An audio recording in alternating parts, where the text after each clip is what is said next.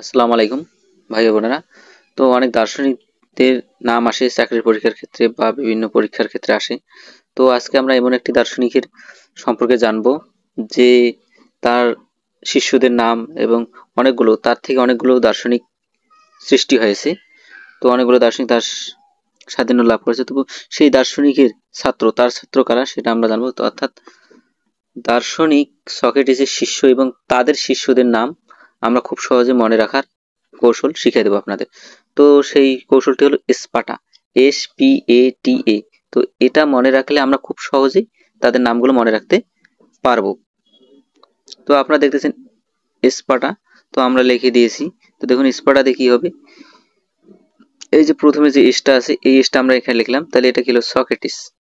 তো বাংলা দিয়েও লিখে দিয়েছি সক্রেটিস। তো এই যে পি দেখতেছেন এখানে পি তে প্লেটো এবং এতে এরিস্টটল এবং টিতে আসলো আপনার থিওফ্রাস্টাটাস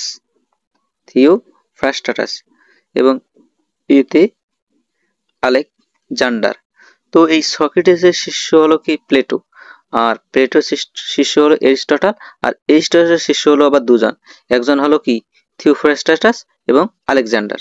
তো আমরা খুব সহজেই এই কৌশলটি অবলম্বন করলে আমরা খুব সহজেই দার্শনিকের নামগুলো কি মনে রাখতে পারবো। তো প্রথমে কি হলো যে সক্রেটিসের শিষ্য হলো প্লেটো এবং প্লেটোর শিষ্য হলো এরিস্টটল এবং এরিস্টটলের আবার শিষ্য হলো থিওফ্রাস্টাটাস ও আলেকজান্ডার। তো এরিস্টটলের শিষ্য কয়জন?